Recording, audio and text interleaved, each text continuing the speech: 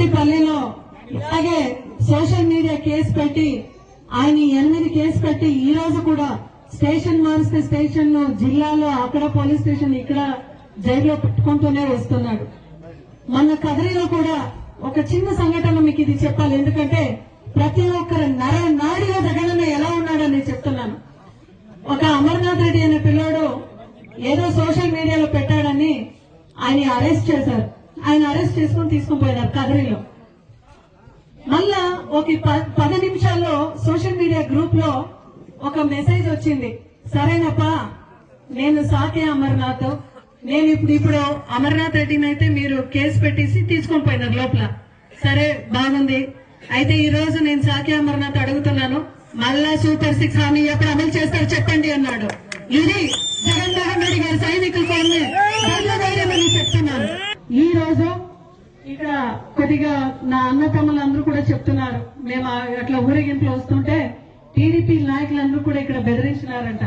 ఎవరైనా వైఎస్ఆర్సీపీ కార్యక్రమానికి పోతే ఇంకా సూపర్ 6 హామీలు ఎప్పుడు అమలు చేస్తారో అప్పుడు వీళ్ళకి ఇర్రంట, వీళ్ళు ఇవ్వరంట, కట్ చేసేస్తారంట.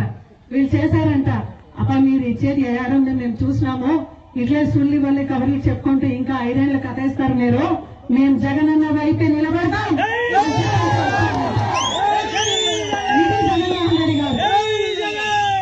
నీ 15,000 అందరికీ చెప్పినారు. ఎవరికైనా వచ్చిన పరిస్థితి ఉందా? లేదు. జగన్మోహన్ రెడ్డి గారు ఆ రోజు 15,000 ఎందుకు ప్రవేశపెట్టినారంటే చైల్డ్ మ్యారేజెస్ తగ్గించాలి, చైల్డ్ లేబర్ తగ్గించాలి, నిజంగా ఎవరైనా అర్హులు ఉన్న వాళ్ళ పిల్లలకు శిక్షణ అనేది నిలబోతుందా అని ఆయన మనసులో ఆ ఒక్క దృఢమైన సంకల్పంతో ఆయన అమ్మఒడిని ప్రవేశపెట్టినారు. రోజు గవర్నమెంట్ స్కూల్స్ లో చూస్తే అంటే మేం చెప్పేది వేరే, పవన్ కళ్యాణ్ గారు స్వయంగా ఒప్పుకున్నాడు ఇది గవర్నమెంట్ స్కూల్లో ప్రైవేట్ స్కూల్లో అని అన్నాడు మొన్న 1 నెల కిందట. అంటే జగన్మోహన్ రెడ్డి గారిని ఒప్పుకున్నట్లే కదా, ఒప్పుకున్నట్లేనా? అది ఇంకా ఆరోగ్య పరిస్థితి చూస్తే విద్యానికి వైద్యానికి మహాపీఠం వేసిన జగన్మోహన్ రెడ్డి గారు ఎక్కడ, కూటమి ప్రభుత్వం ఇంకొక వైపు ఎక్కడ. ఆ రోజు జగన్మోహన్ రెడ్డి గారి ప్రభుత్వంలో చిన్న జబ్బులు కూడా చూపించుకోవాలంటే ఒక ఫ్యామిలీ డాక్టర్ ఉండేవాళ్ళు. అవునమ్మా, డాక్టర్ అనేవాళ్ళు ఇంటికాడ వచ్చేవాళ్ళు కదా. ఈ రోజు పెనుగొండలో ఎంత పెద్ద మెడికల్ హాస్పిటల్ మళ్ళా కాలేజ్ నిర్మాణం అవుతుంటే దాని ప్రైవేటీకరణ చేయాలని నిలబెట్టారు.